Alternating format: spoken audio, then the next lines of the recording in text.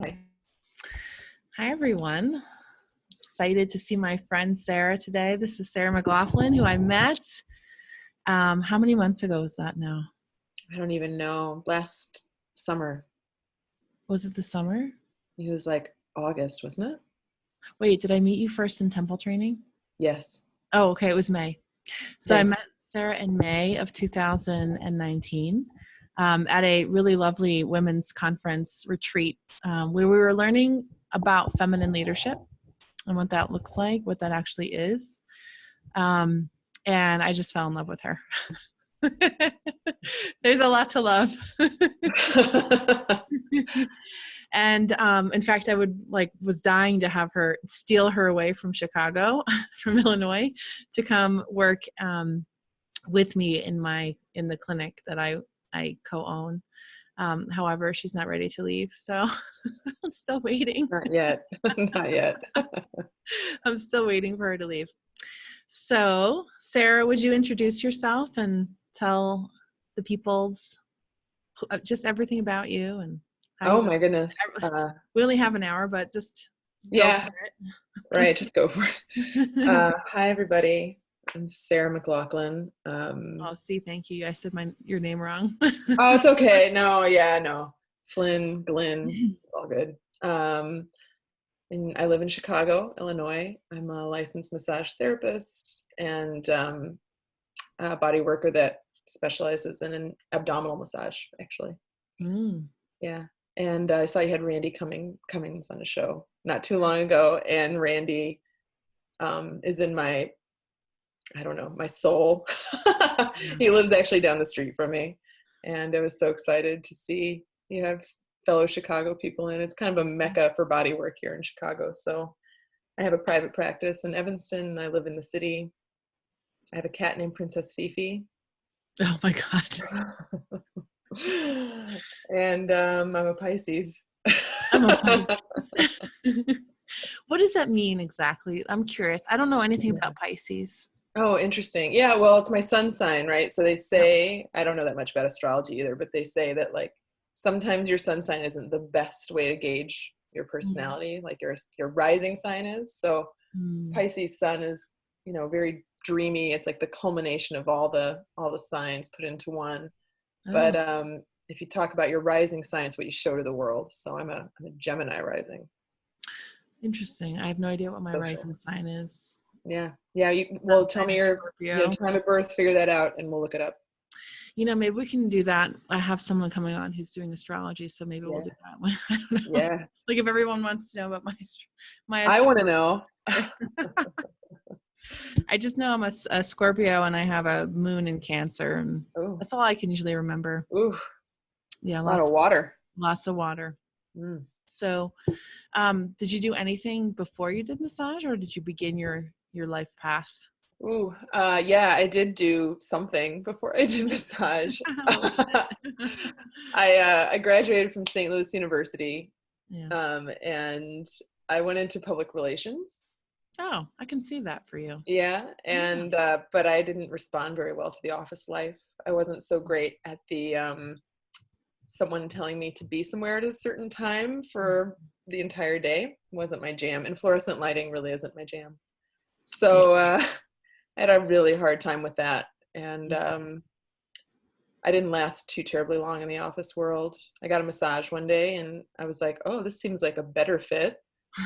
I didn't know anything else about it. It was like my first or my second massage, and then I called in sick one day to the office when I was like emotionally feeling sick, but not physically. And I just broke down crying at a coffee shop, and I was crying because I was like, oh my God, I'll never be able to do this at 11 a.m. on a Tuesday without calling in sick.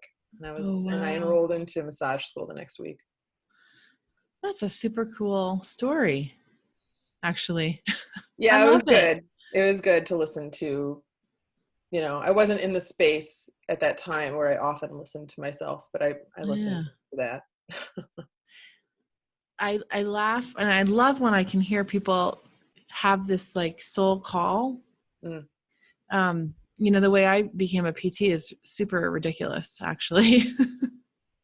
My mom was looking at a newspaper article of like the top 10 growing occupations in the United He States was or on it. something. No, occupational therapy was on it. And then I looked up what that was and I thought, there's no way I'm going to wipe people's asses for the rest of my life. True story. Sure enough, however, when you are a PT, you spend a lot of time doing that in the hospital setting. So Absolutely. Surprise. surprise, I had to do it anyway. Mhm. So that's how I'm here. That was my beginning. A newspaper article. Right. You were like, I'm going to go this way. And it was like, you're just coming right here. Yeah. Anyway, that's how I ended up doing this. It's pretty Nice. funny. Nice. Huh. So how old were you when you did that, when you had that awakening? I was 25. Mm-hmm. I was 25 years old. And actually, while I was in massage school, both of my parents passed away. Wow. It was a very intense, I don't even remember how long the program was, but I went to the same school Randy went to, Chicago School of Massage Therapy, which no longer exists, unfortunately. And it was a rough 18 months, 24 months, whatever it was. Mm-hmm. It's like a little fuzzy time-wise because it was so compressed and traumatic. So, Mm-hmm. but I hung in there and and it wasn't through fighting, like I just sort of surrendered to it. Mm-hmm. And it really saved my life. Like massage school really saved my life on multiple levels. And it allowed me to start down a path of other things that helped save my life as well. Like in so many ways, not just physically. Yeah. What else has saved your life since we're going there? Oh, voice lessons. Oh yeah. Tell me.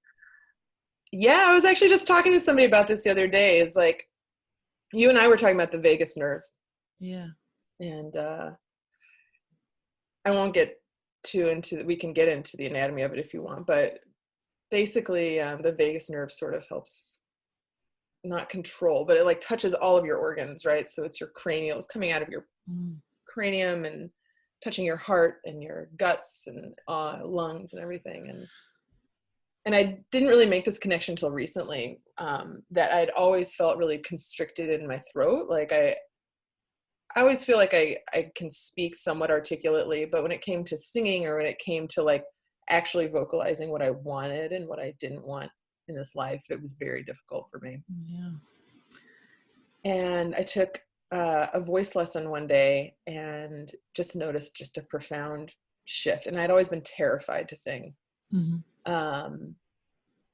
And then I just kind of put two and two together. Actually, it was like literally like yesterday I was thinking about, because we were talking about the vagus nerve and I was like, oh, vagus nerve. Okay, what can I say about the vagus nerve? And I'm like, it just loves vibration. Like it just loves movement and vibration in the way that all of our being loves it, like, and that for me has been achieved through voice lessons. So like, I haven't sung in front of anybody yet. Maybe I will, maybe I won't. But the point is that it's like literally my therapy, like going to it every week. It's really good. It shifts a lot of perspective for me. Wow, I love it. Yeah. It's very challenging for me to sing in front of others too. Yeah. It's like my voice gets very soft. I know, it's like, I sang forever, but I would always sing in a choir. oh, right. Surrounded by other people. Yeah. Yeah. So my voice could join, but not be the focus. Yeah. It's funny, right? It's funny how we find certain ways to, I don't want to say hide our light, but maybe a little bit, Yeah. to a comfortable point. Blend in. Yeah. To blend in. Let my voice blend in with everyone else's voice instead Right. of having a unique voice. Right. And what does it look Wow. like when you kind of shift that perspective? So for me right now, that's been a lifesaver. Unfortunately, my voice lessons are canceled until further notice, but No online?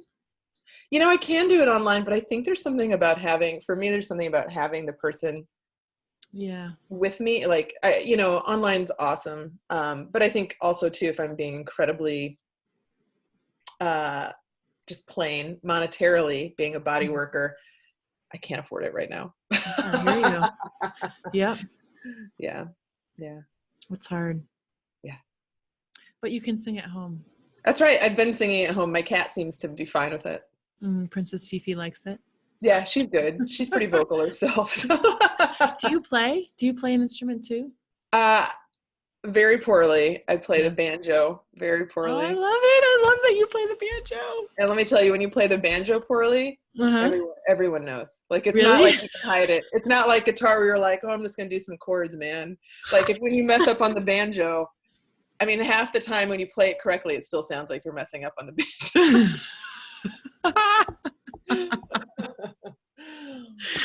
So yes. Yeah, that's good. Yeah. I just started playing the ukulele a little while ago. Nice. And I picked out a very soft ukulele. Mm-hmm. Like, I picked out a soft banjo too. Did you? Yeah. My banjo teacher said, that's the most polite banjo I've ever heard. I was like, no. Okay. Yeah. Oh man. Maybe we'll get an electric guitar someday, or is there such thing as an electric banjo? Oh yeah, there is. Yeah. Maybe someday there's you'll plug a lot one of in. Hybrids too. There's a banjo-lele actually. A banjo-lele. Yeah, you can do that. You and I, we should have a meetup and just jam. We should. Badly on our stringed instruments. I'm down. I don't know very many songs, just a few. You're preaching to the choir here. Wow. All right. So it's interesting that you went and did public relations, but that fits, like, that those skills help you. Yeah, for sure. Yeah, for sure. Like, just I think the most profound moment in college during public relations was when they talked about, like, being relatable to other human beings, like, and it really struck a chord with me, because there's so many times that, you can feel when somebody's not connecting with you, or when they're trying to protect themselves. And it's just, while the intention's good, it kind of creates a separation, right? So sometimes it's just ignorance, and sometimes it's out of survival. But I really loved the want and the desire through public relations to create a connection with people. That was what I took away from it. The rest of it, while very useful technically to write a press release, it's great. It's not my thing. Yeah. But I'm so glad other people do it. I'm so glad. Yeah. So we can all have beautiful things on in the magazines. Exactly. Or whatever. Yeah. How do you have like a conscious? Okay, for a second there, I was like, shit, I did not record. I am recording. Great, I'm so glad. That's the first swear, by the way. There'll be more. How do you build connection with your clients? Do you have like a conscious way that you do that?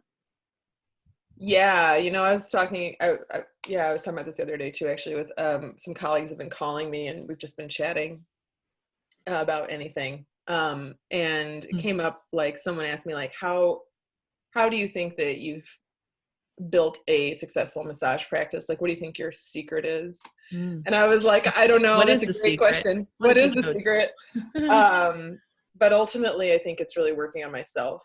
So if there's ever a time that I feel like I'm not connecting with people, generally I kind of turn back to myself and ask myself, like, what am I doing or not doing in my life to create balance and connection? Whether it's meditation or movement, or going out with a friend, or whatever it is. So, I mean, I don't know that there's any one answer to that, but definitely coming back to the connection that you feel yourself to the divine, to the universe, whatever you want to name it. Yeah. So when people come into your room, what's the energy like there in your space? It's calm. Yeah. It's kind of womb-like a cave, kind of. I like it dark in my room, actually. Like, I love light and I love sunlight, but I love like really soft lighting and just warmth. It's very warm in my room. There's a lot of, like, blankets and pillows, and it's very calm, and like you're being held. Mm. I want to come there. Yeah, come on over. I mean, April 7th, that's apparently when the lockdown ends, although Who who knows? knows? Wow. Well, you can see my kind of vibe here. Yeah, I It's a see very it. blue vibe. Great. I love it. Yes, I also have blue in my room. I love it. Yeah. Yeah. I've got my Yeah, I little like that. altar with all my goddessy things on it. Nice. Nice. So Yeah. the energy in here is very cool. I think it's pretty cool. It's Yeah. also warm, but it's funny. I had a different office before this one next door, and it was very dark in there. Mm. There was a phase. It's like I needed the darkness, and Yeah. yeah. Yeah. I go through period because I luckily have like a little skylight in my room with shade, so I can open it or close it. So yeah, I go through periods of being like, we need to let some light up in here. Yeah. And other times when I'm like, no, let's just be cozy in the dark. It's all good. Yeah. So how did you end up being a specialist of abdominal massage, and what's the name of the technique? Does it have a name? Yeah, well, I mean, at this point, does it have a name? I don't know anymore. It's Sarah. It's a Sarah technique. It's a Sarah technique. Yeah. But I started my abdominal massage with Chinate Song, which is a Taoist form of abdominal work. Cool. And I studied with a teacher who's originally from Australia, who has been living in Thailand for like 30 years. And her lineage is really cool, very cool. Female lineage, which is great. She came to Chicago and taught a class, and I took it 3 years in a row. I just kept coming back. And I just was really struck by how not only anatomically, like structures can shift and move and slide and glide, but energetically it shifts everything. It really helps balance the system, I feel like, when it's applied appropriately in a very loving manner. And after Chinate Song, I studied and continue to study visceral manipulation with Baral. Oh, did you? Yeah. How far did you get? There's so many classes. So many classes. Level 2, You're like level level 10. 26. Yeah. Thoracic, lymphatic. Something. Yeah. But they're all great. No, I think I went up to like 5 or something. Oh, so cool. Did you come to Denver ever to take those? No, but I should maybe. Hmm. They go everywhere. Yeah. So I just really fell in love with the abdomen and the fact that it's like the center of everything, right? You look at all these old like energetic anatomical charts, either Chinese medicine or Thai massage or, Ayurveda even, and the energy flow is all out from the center. So, it's only later that people started to add directionality to channels and meridians. But in reality, from the classical standpoint, all of it moves from the center. So I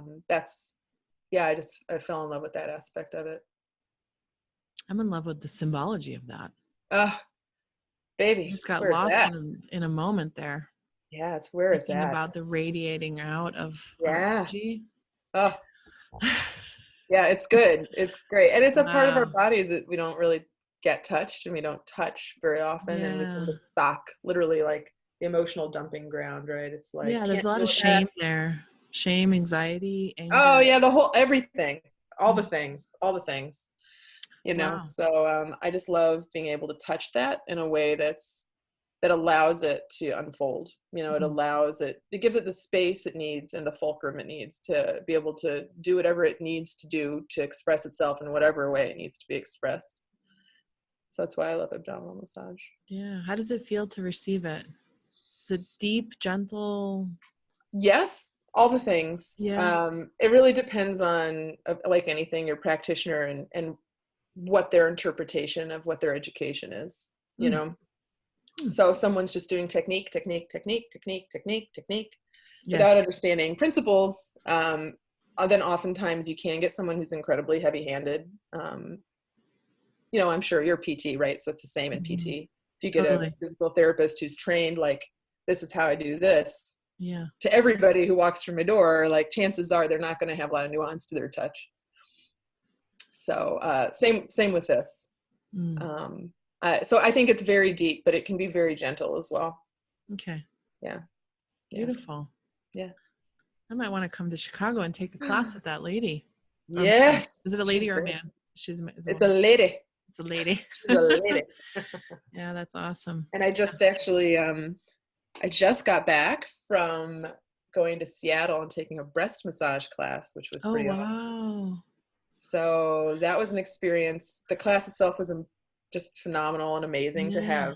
have your breasts touched in a therapeutic manner. It was Yeah. like mind blowing. Wow. It was also really intense to be in Seattle when it was all of a sudden the focus of Yep. the entire country. Yeah. So well, now I'm super curious about breast massage. I mean, I didn't Yes. even know that was a thing. Well, I had gotten a lot of Ayurvedic work in the past, and they always include breasts, always. Yeah.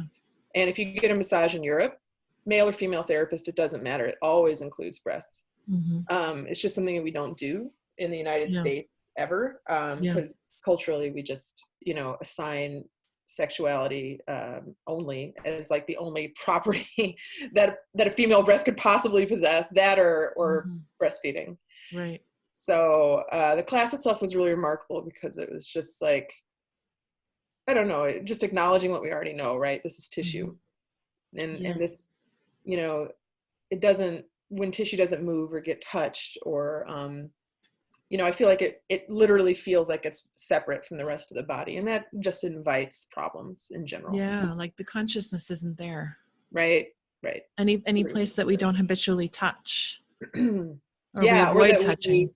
Or that we designate as having only one or two Function. meanings in life. Right. Yeah. So Huh. that was really profound to like have someone unwind like fascia within the breast. And I mean, it was great. Really great. What a perfect time to get that, to learn that technique though. Right. I know. I was like, okay. I It's mean, on it's you. so heart opening. Yeah, it is. And it's again, very gentle, very profound. Wow. Yeah. Okay. I'm definitely coming to Chicago. Yeah. Come on. Come on over. So besides singing and meditation and dance and stuff, is there anything else that you do just for your own self-care? Oh, so many things. I think my whole life is centered actually around taking care of myself. I struggle a bit with like food actually. Like I love naughty food. What is a naughty food? Well, like potato chips and I mean, I guess not really that naughty, but if you put a bag in front of me, Jamie, it's gonna be gone. So I allow myself to not beat myself up entirely over that. That's self-care. But I also, we all have our things. I just try to ask myself every morning, like, what do I need to do today? So I don't like to fall into a routine. Routines don't work for me. I try to make it more of a ritual instead of a routine. So just getting up, and sometimes I just need a cup of coffee and to pet the cat, and it's okay to not meditate for 20 minutes every day, Such a way. Right. So for me, that's a very feminine way to take care of myself. I'm very similar. Some days it's to walk outside. Other days it's really like lying down on the couch until I have to go to work. Yeah. Was there a time when you were more rigid with yourself? Yeah. Oh, for sure. Yeah. Yeah, for sure. When I first started meditating, I was pretty rigid. I went to a Vipassana 10-day silent meditation retreat, my first one. I've been on 3 now. Wow. And I love Vipassana. I think, again, very profound. And all they're really asking you to do is sit there. So it's sort of like one of those things where you're like, well, I don't know why I have such a problem doing this one thing. Yeah. So, I found it very profound, but it is not really the middle way. You know what I mean? It's not really, there's not a lot of balance to it. It is, you're all in. It's, 10 to 12 hours a day of meditation, which is extreme. And it does force a change. Like, if you are in need and you have that like stuckness that you can't quite get past no matter what you do, you know what? Sometimes an extreme measure's not a terrible thing, especially when it's applied gently. But after Vipassana and trying to be pretty strict with myself, and then, falling out of the habit of meditating 2 hours a day, which is what they recommend, and beating yourself up over it and all this stuff, I've come around to the fact that it's not for me. Yeah. Not that Vipassana is not for me, but like this whole like you must do this or else mentality, it just doesn't it doesn't work for me. It doesn't work for most people, actually. It doesn't, and it's very compassionate that you recognize that and know that you can have a different experience and still, yeah, be balanced and happy and joyful and yeah, and just being honest with myself for yourself, like when things are off, what can you do to sort of bring yourself back in a state of balance? And it may be something extreme. It may be like, oh, I need to go on another 10-day silent meditation retreat. Or it may be, hey, you know what? Take 10 minutes of every morning and do what you need to do to relax. Yeah. So, it's not always appropriate to hit something with a hammer. Sometimes a pillow will tap. A pillow. Sometimes a little couch pillow or throw pillow. Yeah, sometimes that'll help. Cool. Okay. So, what do I want to ask now? What are some frustrations that you have with? I had this conversation with Rebecca, your friend Rebecca. Rebecca! And it was really cool to hear some of the observations that she had about the field, about the massage field. Do you have any frustrations just generally about massage school, massage practice? I mean, Go for it. Here's your chance. Here's my chance. Oh my God, I could talk way too long about this. Well, I love Rebecca. First of all, Rebecca Sturgeon's an amazing human being and a phenomenal practitioner. And I haven't listened to her interview yet, but I will now. Yeah, massage school, back when I went in 2005, there was a lot of mom and pop schools around, but they were slowly being bought up by larger franchises. And they basically bought up all the massage schools in the country. And then when the bottom kind of fell out of massage in terms of like, this is one of the top 10 like growing fields or whatever. When that fell out, partially also because those companies that ended up buying massage schools also were investing in franchises that lowball the cost of massage and also work their people to death. Yeah. When that all came to a head, they closed a lot of schools. And so what we have left over, unfortunately, I think it's kind of a dark ages right now in terms of basic education in massage therapy in the United States. There's a lot of not great schools left over. There's a lot of great schools left over too, but definitely shrunk the pool. And it definitely took out a lot of the smaller schools that had a lot of heart to them. So there's some great ones left. Chicago's got a few good ones as well, but it's harder to find now. And I think the education isn't great. In the United States, to be very fair, we don't hold the same amount of importance in massage for massage therapy as other countries do. Canada, for example, requires, it's a 2-year program. It's 2,200 hour training. Now at a certain point, you kind of like max out your hours. I've had massages in Canada that are not as good as in the United States. It's not about the amount of hours of education that you get necessarily, but the fact is their country really holds it to be like an actual profession that you deserve to make a living from. Healthcare pays for massage therapy in many countries. It does not typically here, other than I think Oregon and Washington. So there's a lot of issues with the massage industry, from overworking therapists and making them be contractors instead of employees, and making them, see 8 to 10 people a day and like all this stuff. And then, then there's, and this is just my opinion, there's some therapists are quite happy in franchises, I'm sure, but I just think that it's become very lopsided and unbalanced in that way.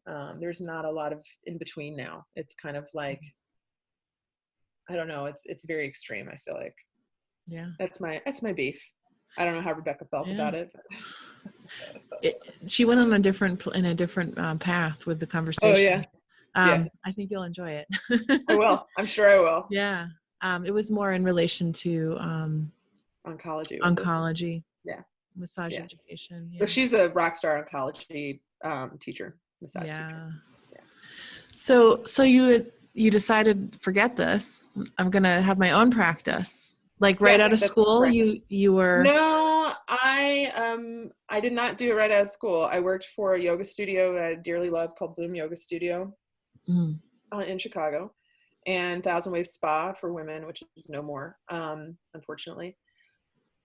But, and I won't bore you too much with this because I could talk about legislative process all day, oddly. But in the city of Chicago in about 2006 or so, I think it was '06, one of the aldermen, which is kind of like they govern neighborhoods basically in Chicago, yep. decided that he wanted to zone massage therapy this into industrial zones. Mm, So instead of being a business zone district, we would have to apply for a C zone, which meant, like construction equipment and car parks and all these things. mm, And it was really in an effort to, what he said was to curb prostitution. mm-hmm. And he didn't really understand that there was a difference between sex work and massage therapy. So he Um, didn't get it. he didn't get it. He Oh, really didn't get it. And the powers oh my that be Lord. also, and this has recently come out. I think I don't want to name names. I have one in my head, but I'm not sure if it's the correct name, so I won't say it. But recently speaking, like they've caught at least one alderman like visiting these sex trafficking, human trafficking businesses disguised as massage therapy. Yeah. And so he was, the rumor was is that he wanted to continue to frequent these places, but he wasn't really into them being an eyesore in his community. So he wanted to kind of push them, like, you can still go get your hand job Yeah.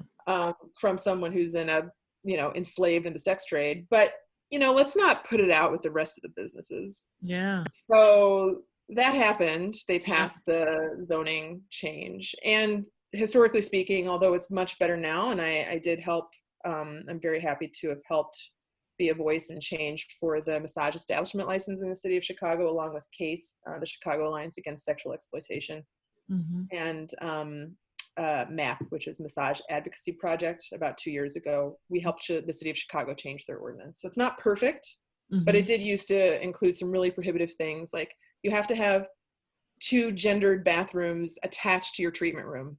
Mm. If they couldn't be down the hall, they'd be like, what massage space do you know has 2 bathrooms attached to their treatment room? None. So unless you had the money to apply for special permits, like a lot of these Yeah. big franchises do, you were never going to get around it. Wow. Weird. So that's changed now. Good. But the zoning is still unfortunately in place. So anyway, whatever. But in '06, when this was all going down, I was like, you don't get my money, Chicago. You don't get my money or my time. Yeah. You don't get my skills. I got to go. Mm-hmm. So while I also didn't want to fight the powers that be and to have a business that could be crushed in the Mm-hmm. city, because Chicago can be really, a lot of those TV shows portray us as being very, like money changing hands and people in dark corners. And while it's not entirely true, it's kind of true. Yep. So I moved my business up north to Evanston, which is an amazing community to be in. They are the AMTA is actually here, the American Massage Therapy Association, of which I'm actually not a member, but I support them. Mm. And Evanston is just a really great, they get it, they get it in a way that a city of 4 million just south of them, it's so all over the place, and it's just very difficult to navigate the legislative process in Mm-hmm. Chicago. And Evanston seems to, for the majority of the time, really be open to listening and to understanding. And they're small enough to be able to do it. Yes. Wow. Yeah. Yeah. That's hard.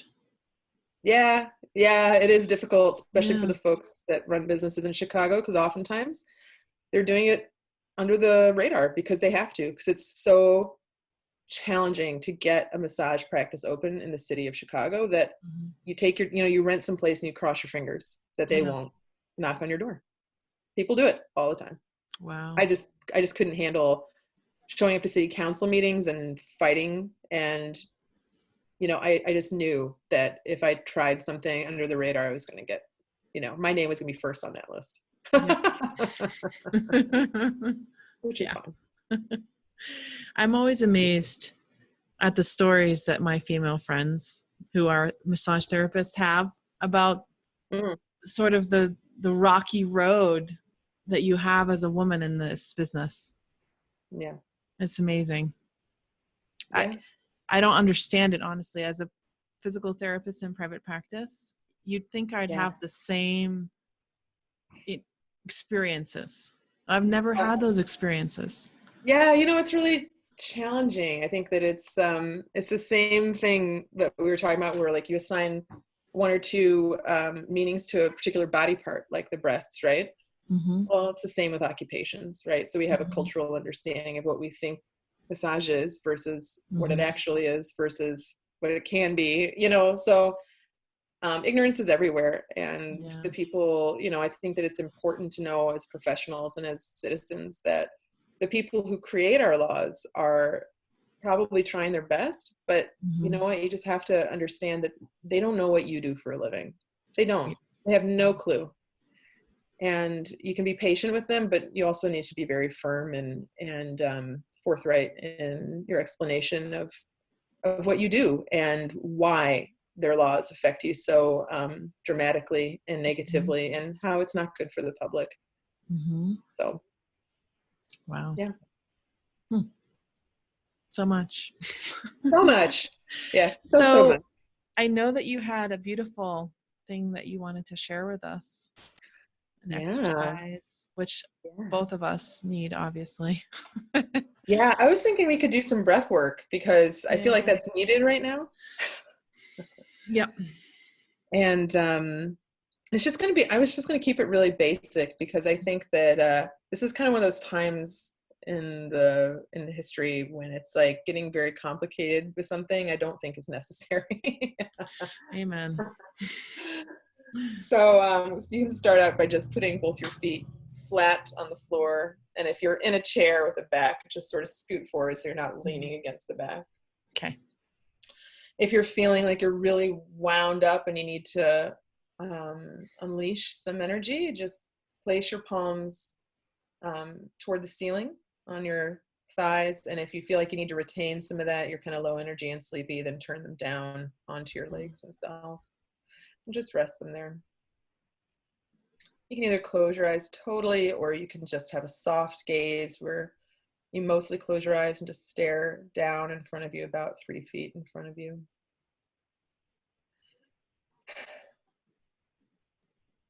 And as you breathe in through your nose, if it's not too stuffy, and through your mouth if you need to, while your lungs don't reach all the way down past your navel, down toward your groin where your thighs meet, just imagine that it can. So take a comfy breath in. Imagine filling that space with your lungs below your navel, and exhale out your mouth. And one more. Take a comfy breath in and exhale. And instead of just letting all your air out at once, try pursing your lips a little bit. Slow the exhale. Now, this time when you breathe in, you're going to try to fill up that space just below your navel, and then also the space above your navel into your rib cage, and try to get it so your ribs feel like they're coming out to the sides.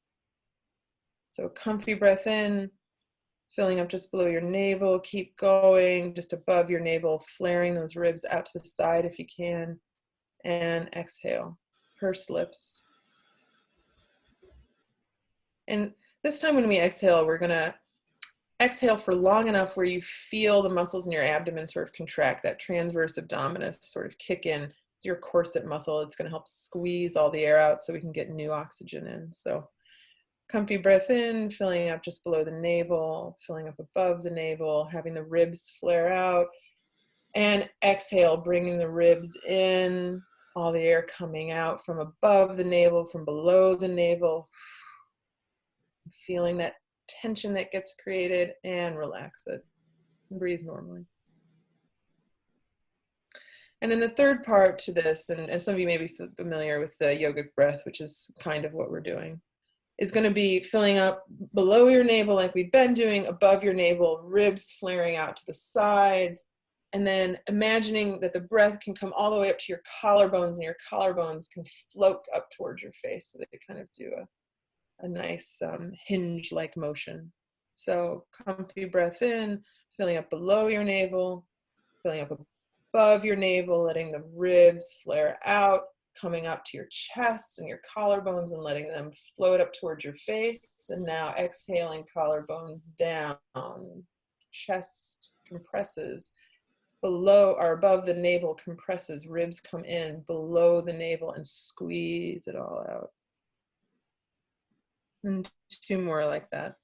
Inhale, below the navel, above the navel, ribs flare out into the chest, collarbones come up, touching the face, and exhale, collarbones down, air comes out of the chest, above the navel, ribs come in close, and below the navel, squeezes in. Last time, inhale, below the navel, above the navel, ribs come out, into the chest, collarbones come up toward your face, and exhale, collarbones down, chest compresses, ribs compress, above the navel, below the navel, exhale everything out. And just breathe normally for just a few seconds.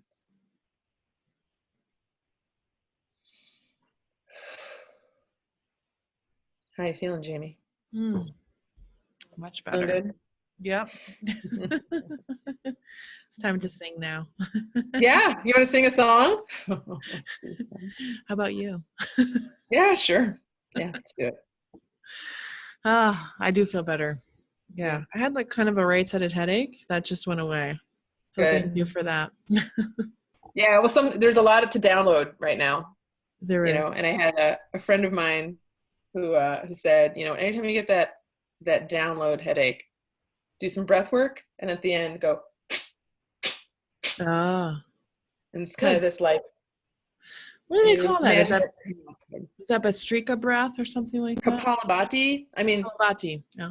Kapalabhati, yeah. Shining skull breath. But you just kind of do a little Kapalabhati and imagine like purple, like confetti coming out of your head for that download. Oh, I love that. It's good. I'm a very visual person. Excellent. And it also made me think of, you remember that old maybe I'm aging myself or dating myself. There was this old Disney cartoon called Pete's Dragon. No, I don't remember that. Well, for you old folks out there, I think we're a Disney cartoon with a cartoon dragon, and he would snort out like little puffs of smoke. Oh, I vaguely actually remember that. He was green. Yes, yeah, I think super cute. That's super cute. Yeah, it was sort of a mix of cartoon and like live action. Yeah. Anyway, I think it came out in like the 70s or something. Of course. Yeah. Wow. So how can people get a hold of you if they want to receive your work or ask you a question about how you learned what you learned, or give me a call if you just want to chat. I'm up for that. Yeah. My business name is Abaya Bodywork, and Abaya is the mudra, means fearless. See a lot of statues doing it. But that's ABHAYA bodywork.com, and just give me a call, 773-875-0103. We can chat. Awesome. And is there an email on that so that people can email you if they it's abayabodywork@gmail.com. Awesome. You notice how shy people are about talking on the phone? Oh yeah? People are shy about that. I'll many times get text messages or emails rather than an actual call. Oh yeah, these days it's all about the text. It's all about the text, which is cool. I know it's convenient, but I also think people are shy. And so it's an excuse to go in direct. Yeah. It feels more safe, I think, sometimes, even though it's probably actually not, but. Yeah. You want to sing anything? Nothing? No, not really. I don't have my ukulele here. I'd want my ukulele. Bust out that ukulele, girl. Maybe we'll do that on another show. Yeah, that sounds good. Well, thank you so much for your time today. It was so good to see your face and to be connected to that beautiful heart of yours. I just loved it. Thank you so much. Yeah. Good to see you. Thank you.